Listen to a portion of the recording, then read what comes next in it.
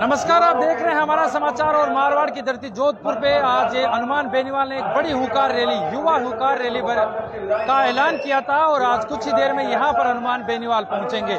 मेरे पीछे आप देख सकते हैं कि ये पंडाल है जिसपे धीरे धीरे जो पदाधिकारी है वो यहाँ पर पहुंच गए हैं और कुछ ही देर में हनुमान बेनीवाल भी यहाँ पर पहुंचेंगे। ये ऐलान इसलिए क्योंकि केंद्र की सरकार जो अग्निपथ योजना लेकर आई है उसके खिलाफ उसको वापस करने की योजना को लेकर हनुमान बेनीवाल ने ऐलान किया था और हनुमान बेनीवाल अब कुछ ही समय में पहुंचेंगे। ये तादाद आप पब्लिक देख रहे होंगे, लाखों लोग जो यहाँ पर पहुंचे हैं वो ये दर्शा रहे हैं कि ये जो अग्निपथ योजना है वो युवाओं के खिलाफ है और युवा इसको कभी भी बर्दाश्त नहीं करेंगे। आगे तक की जो पूरे पब्लिक है वो आप देख पाएंगे कि किस तरीके से जनता और लोग यहाँ पर पहुंचे हैं और ये ऐलान और यहाँ से ये दिखाने की कोशिश। हालांकि परिदृश्य ये भी देखा जा रहा है क्योंकि 2023 में अब चुनाव आएंगे तो चुनाव के बाद में चुनाव की तैयारी हनुमान बेनीवाल ने यहाँ से शुरू कर दी है। हनुमान बेनीवाल अब ये भी चाहते हैं कि 2023 में अपनी ताकत दिखाए और ये बताए कि 2023 में राजस्थान में आरएलपी एक मजबूत पार्टी बनकर सामने आएगी और कांग्रेस और बीजेपी को टक्कर देगी। हालांकि देखा यह भी गया है कि पार्टी जो है आम आदमी पार्टी, चौथी पार्टी जो है वो आम आदमी पार्टी के रूप में यहाँ पर पहुंची है और राजस्थान में अपनी ताकत दिखाने की कोशिश है। पहले दिल्ली और उसके बाद में पंजाब पर जिस तरीके से सत्ता काबिज हुई है, सत्ता में काबिज हुई है, उसके बाद में राजस्थान में धीरे धीरे पैर पसारना और ये दावा करना कि अब राजस्थान में भी हम कब सत्ता में आएंगे, बड़ी सीटें लेकर 2023 में आएंगे। तो 2023 से पहले हनुमान बेनीवाल अब आज से 2023 के चुनाव का आगाज करते हुए भी दिखाएंगे जिससे कि भाजपा और कांग्रेस के ऊपर दबाव बनाया जा सके।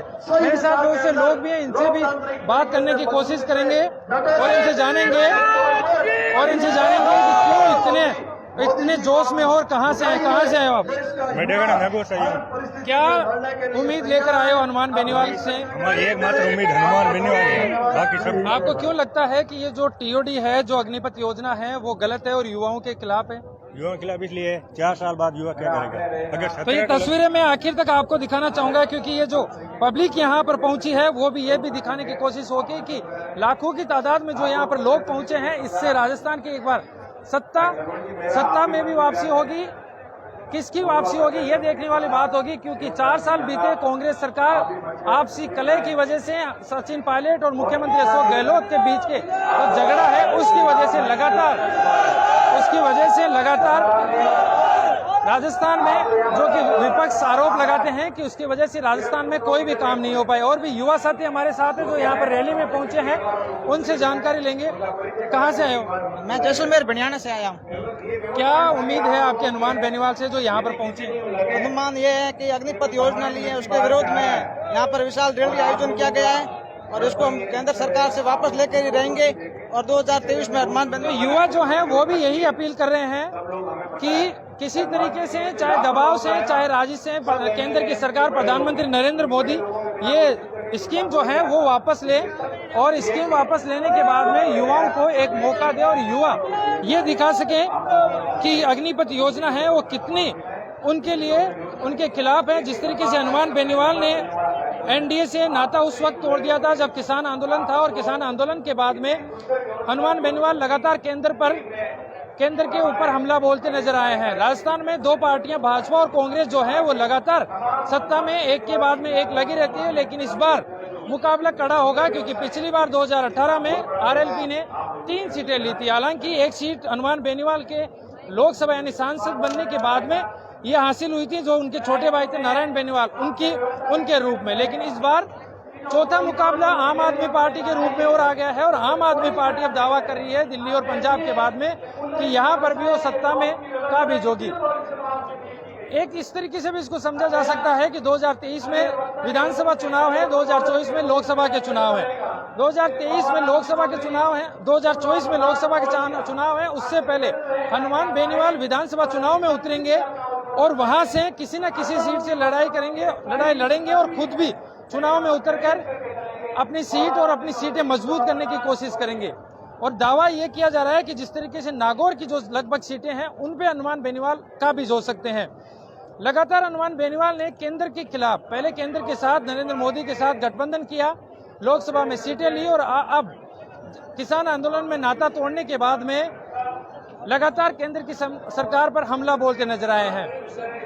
हनुमान बेनीवाल का यह भी कहना है कि राजस्थान में हमेशा मिलाजुली का खेल, यानी कि वसुंधरा राजे और अशोक गहलोत के रूप में देखा जाता है। एक बार वसुंधरा राजे तो दूसरी बार मुख्यमंत्री, जो अभी मुख्यमंत्री है अशोक गहलोत, उनका मिलाजुली का खेल सामने आता है। ये पंडाल आप लगभग दूरी पे देख रहे होंगे, देख पा रहे होंगे, जहां से मैं कैमरामैन को भी कहूंगा कि दिखाएं, और लाखों की जो भीड़ और तादाद यहां पर पहुंची है वो ये विरोध दर्ज कराने के लिए कि अग्निपथ योजना के साथ ही हनुमान बेनीवाल जो सांसद हैं वो ये भी दिखाने की कोशिश कर रहे हैं कि किस तरीके से 2023 में पार्टी मजबूत होगी। कहां से आए आप? जयपुर टोंक से।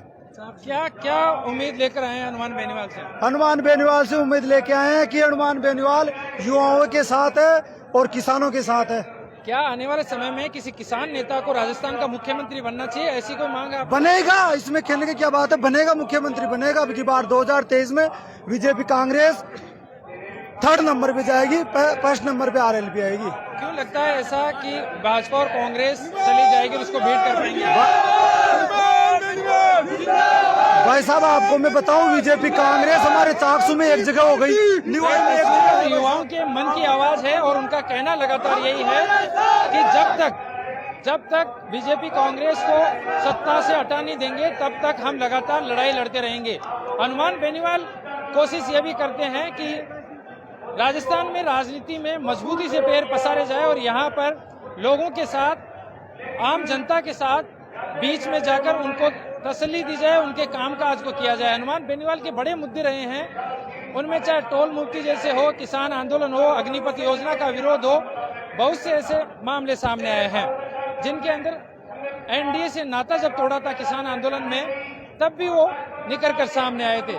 हमारे साथ लोगों भी हैं। आज क्या उम्मीद लेकर हनुमान बेनीवाल से आए हैं और क्या पूछने आए? जी, कहाँ से आए हैं? बेचू आया था ऊँटवाड़िया। हनुमान बेनीवाल से क्या उम्मीद है, क्या उम्मीद लेकर आए हैं? उम्मीद तो घनी है साहब, बहुत उम्मीद है साहब।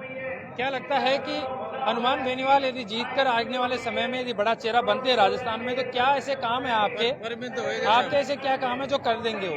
अब कर्जा माफ कराना है साहब, बिजली बिल ज्यादा है, गरीब के लिए बहुत परेशानी है साहब। खेत है आपके? खेत है साहब। कितने बीघा है?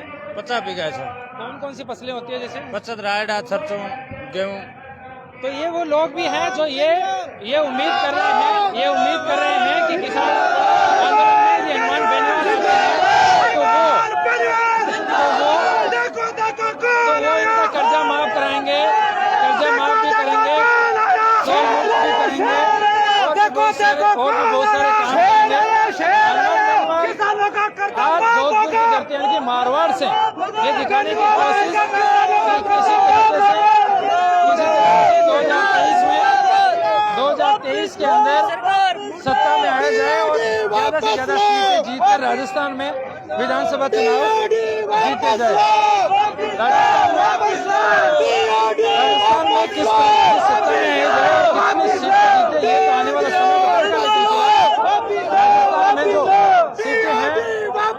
राजस्थान में जो सीटें हैं वो जीतने का दावा लगातार हनुमान बेनीवाल कर रहे हैं। ये जोधपुर की धरती यानी कि मारवाड़, मैं बात करूं मारवाड़ की तो मारवाड़ में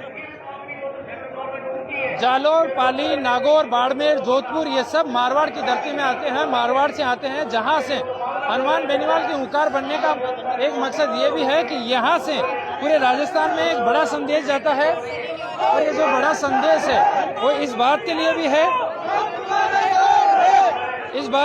है कि राजस्थान आने वाले समय में यहाँ से राजनीति में डिसाइड किया जाएगा, राजनीति में ये डिसाइड किया जाएगा कि किस तरफ राजस्थान की सत्ता जाती है।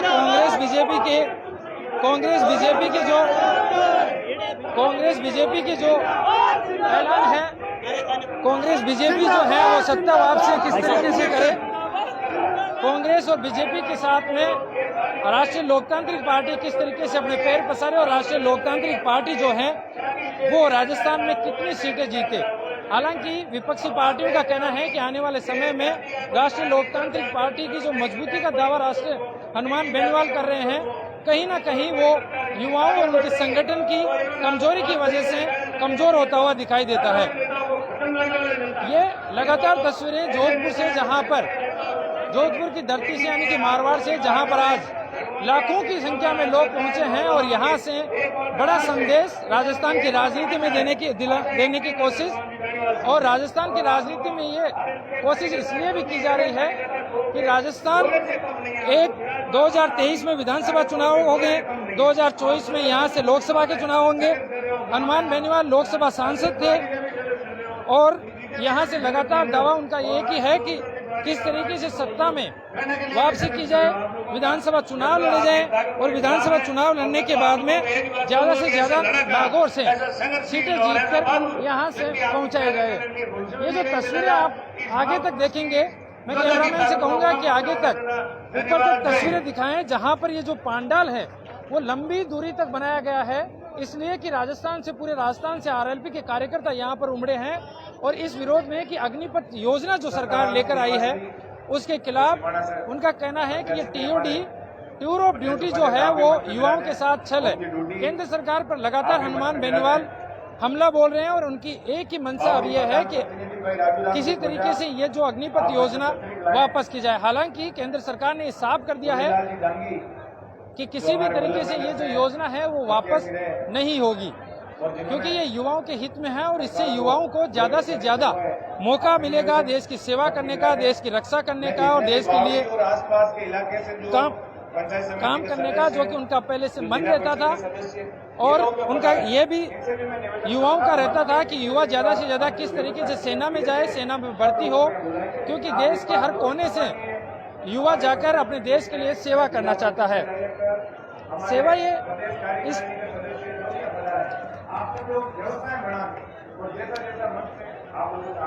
तो लगातार ये तस्वीरें कुछ ही समय में यहाँ पर हनुमान बेनीवाल पहुंचेंगे। वो ये यहाँ से आज किस आगे वाली क्या रणनीति है इसके बारे में भी यहाँ से बताएंगे, लेकिन फिलहाल के लिए जो पांडाल था वो खचाखच भर चुका है। जोधपुर से ये तस्वीरें जो आप देख रहे हैं वो लाइव देख रहे हैं। यहाँ से तस्वीरों में लोगों से भी हमने बात की, युवाओं से भी हमने बात की, जो किसान है उनसे भी बात की। उनका बस यही कहना है कि किसी न किसी तरीके से हनुमान बेनीवाल को मौका मिले, कर्जा माफ हो, किसी न किसी तरीके से कर्जा माफ हो, युवाओं को मौका मिले, टोल मुक्त हो, राजस्थान में एक किसान नेता मुख्यमंत्री बने।